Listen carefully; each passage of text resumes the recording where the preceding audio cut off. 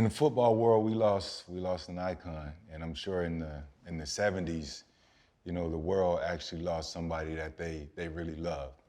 Orenthal, James, Simpson, OJ, the Juice. Losing OJ, very surprising when I heard about it, but it kind of touched me. You know, OJ was a guy, especially playing running back. He was a guy who, you know, we all kind of emulated a little bit. Heisman Trophy winner, Hall of Famer. When I passed OJ, you know, trying to climb up the all-time rushing list is one of the, you know, bigger names that I was like, okay, OJ, dang. You know, someone I looked up to, but just to lose him a couple days ago, it made me pretty sad, regardless of what the world thinks about him. Man, I just want to say rest in peace. You know, I don't have a lot. I just want to say rest in peace. No, I'm with you, man. I like to celebrate life. So when OJ passed, I just remember my OJ story. So they say separate the art from the artist and all that stuff. We know all the stuff OJ went through, divisive. It's still to this day, and people argue about it to the end of time with OJ and, well, you know, what happened in the legal system. But when you talk about a guy with Barry Sanders, Jim Brown, and Sweetness, and those type guys, that's where OJ was as a football player. He changed the game. I know, like you said, you watch OJ as a running back. But the first time I met OJ was in New York my rookie year. We had a signing. We had to go sign thousands of cards in one day, go back to the airport, and myself and Ronnie Brown, we were the defensive offensive representatives from the Dolphins that year. And our flight's delayed going back to Fort Lauderdale. And we walk in a restaurant, OJ was on our flight, and he was also delayed. There was no more tables. OJ had his people with him, and he invited us to come sit down at his table. Yep. So we sit down at his table. The lady brings the place settings, the knife, the spoon, and the fork. And when they put it down in front of OJ, one of OJ's boys grabs the knife and slides it away from the other side of the table. And everybody falls out laughing, and OJ as well.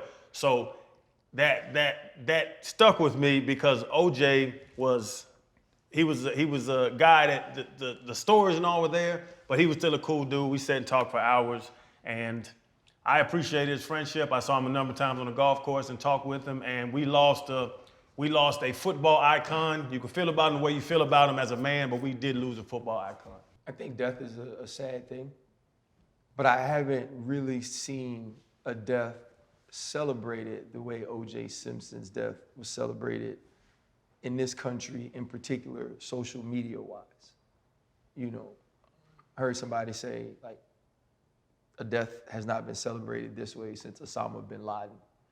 And for a person to make that comparison tells you the sort of vitriol that has gone out since O.J. Simpson passed. It would be taboo to publicly celebrate O.J. Simpson's athletic accomplishments in his death.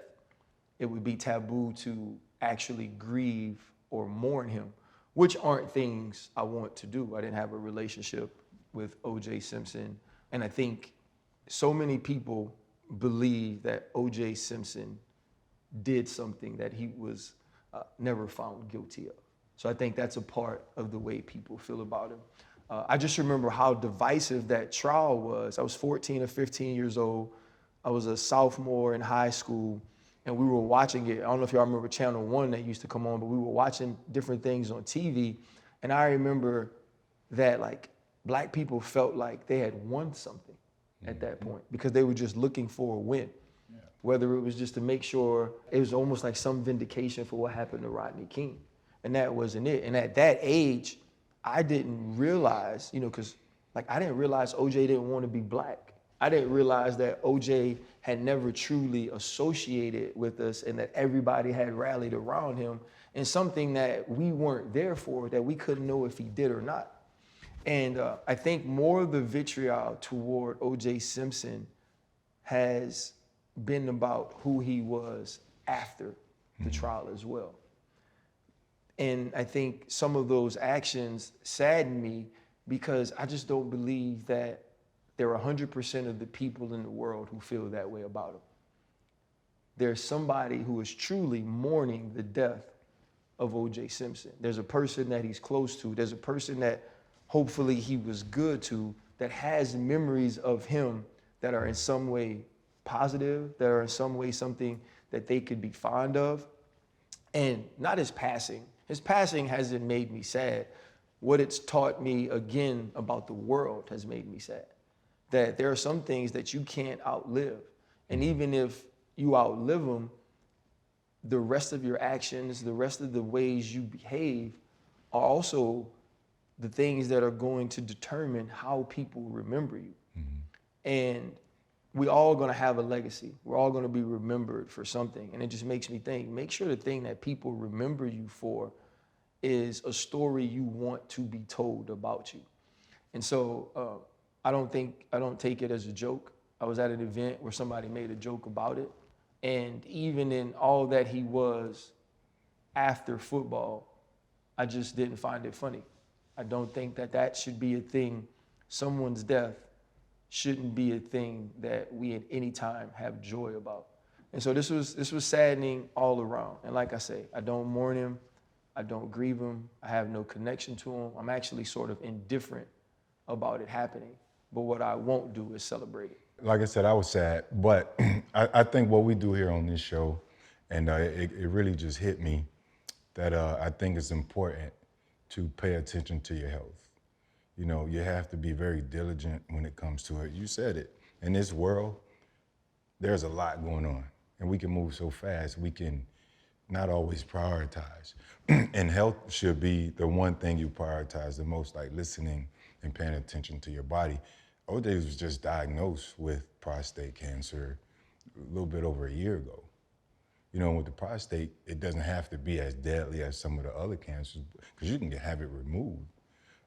But, you know, when you're not really tuned in with taking care or prioritizing your health, then, you know, the unfortunate thing is death is what will happen. So I say that to say he could have lived potentially a longer life if he had put that at the forefront.